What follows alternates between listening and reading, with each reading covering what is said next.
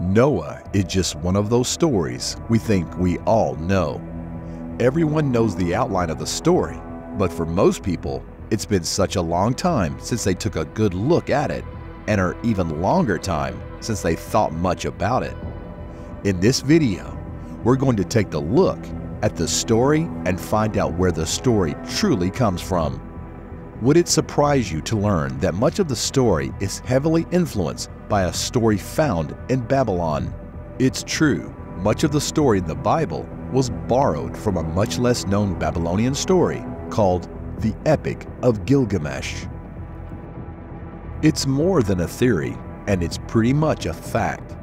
Not only does the biblical patriarch of Abraham come from the Mesopotamian area, which explains why the stories were included in the book of Genesis, there are also so many similarities between the stories, it's easier to only look where the two accounts differ. In this video, we'll be looking at those stories and seeing what we can discover for ourselves. Ultimately, we want to find the truth.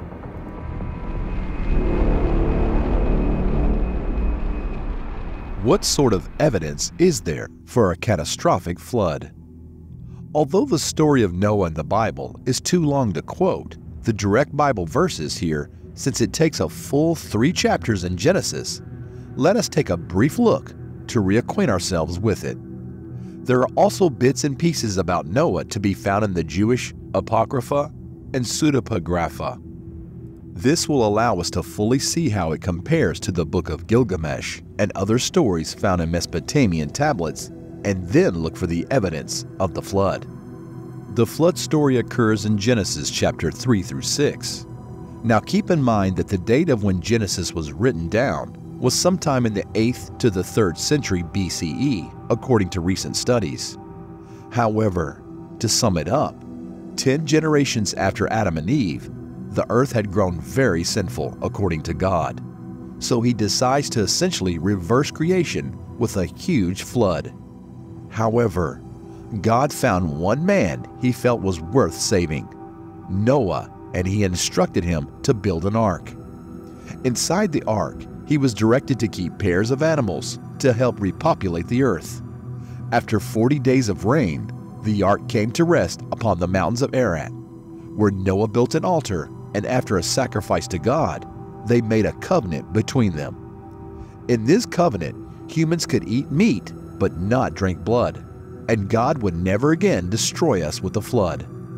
According to the Bible, after the flood, Noah planted a vineyard and got drunk in presumably celebration. One of the more interesting facts that is known from the Dead Sea Scrolls is that Noah's father was worried Noah was actually fathered by one of the Watchers, a type of angel which would have made him a Nephilim. Since we are seeking an actual evidence of a flood, and there are all those stories about those who came from afar and taught us everything we know, that is a tantalizing little fact. Now, the stories in the Epic of Gilgamesh and other tablets are very similar to the Noah story. Let us take a look at those so we can just see how much. The Epic of Gilgamesh was written around 1800 BC, although Gilgamesh allegedly historically reigned dates to around 2700 BCE. In this epic, it's the Babylonian gods who decided to flood the earth rather than God. However, there is so much that is the same that very few people doubt it's the same story, or at least it comes from the same source. One of the very few differences is the number of days of rain. For Noah, it was 40. In the Epic of Gilgamesh, it's just 6. Don't miss our video, Noah's Ark Found, the controversial discovery. One of the even earlier flood myths that was written is the Mesopotamian Epic of Atrahasis. On the 3rd tablet of this epic, it contains the story of the flood. In this version of the flood, the god Enki stands behind a reed wall and warns of the god Enlil's plan to destroy humanity with a flood. Enki further proposes that Atrahasis survive it by building what was essentially an ark. Now, this story is also contained in the Epic of Gilgamesh, which is why we're only looking at it once. These myths are so very similar. In fact, Noah is the 10th patriarch in the Bible and the hero of the Mesopotamian flood story, is the 10th antediluvian king. So clearly these myths were swirling around the area and were important enough to write down several times. Keep in mind that writing on clay tablets was no easy task too, so these stories were important to them.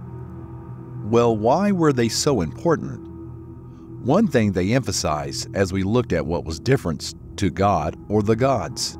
However, could it have also been an attempt to remember a disaster that humans barely remembered? Keep in mind, worldwide there are these myths. There are so many you can hardly count them, so it's something that many people and cultures believed happened. In almost all of them, the flood was sent by the gods to destroy humanity. Also associated with these myths are the stories of people coming from away and teaching them the arts of civilization. Even in the extra-canonical books of the Bible, you had the fallen angels teaching humans forbidden knowledge.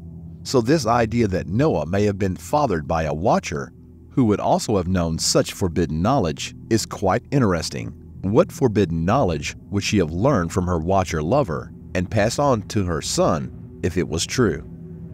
Although it's fun to speculate unless archaeologists find a tablet or scroll saying, "I am Noah and here is my life story," it will have to remain as a speculation. It is far more interesting to set Noah in a broader context, which sets him as a heavily borrowed from the Epic of Gilgamesh. Now, the Epic of Gilgamesh is clearly much older than Genesis. The stories may date from the same time, but they were written down much later and then changed to fit the religious faith with their particular focuses. Now, as we saw, the reasons for the flood set forth in the stories are very different. One is that humanity is utterly sinful and unredeemable, and the other, we're merely annoying the gods. One explanation for this is the dating since humanity had progressed in the thousands of years between them. The emphasis changed from solely following the gods will to also being a morally upright person in the era. So that explains the shifting focus. But what about the actual flood? Is there any evidence for an actual flood? Floods during the last glacial period did happen periodically. Now, what else do we know that dates to around then? The temples found at Turkey, Göbekli, and Karahan Tepe, there could be a link there. However, there are a few theories that are even more enticing theories we should look at. Shuruppak is one Mesopotamian city that was held by the kingly version of Noah, and they had a flood layer found when it was dug up at the dates to 2900 BCE. The geography of the Mesopotamian area changed substantially when the sea levels rose after the end of the last glacial period.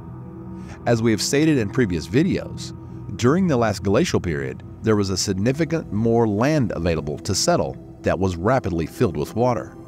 This area is much larger than you may think. The estimates of the size of that area show in Mesopotamia alone were several hundred kilometers more land. The areas above the current water level were rapidly settled around 5500 BCE. More exciting even still comes from the work of archaeologist Bruce Mass. He has postulated that there was an oceanic asteroid impact on the Indian Ocean during a solar eclipse. This impact would have caused a tsunami. According to him, these points to 2807 BCE, which would be backed up by the flood layer found at Shuruppak. It's like an onion with endless layers. In the end, we may never be entirely sure what caused the flood myths. There are plenty of floods to pick from. Maybe they all coalesced and are remembered as one. It would seem that the end of the last glacial was a strong candidate considering the global nature of the flood myth. What seems clear is that the flood that inspired these stories was vast enough and important enough that they were remembered. Not just remembered, but kept alive in some of the earliest literature humans wrote. For that reason alone, we should take a careful look at what they have to teach us about the past.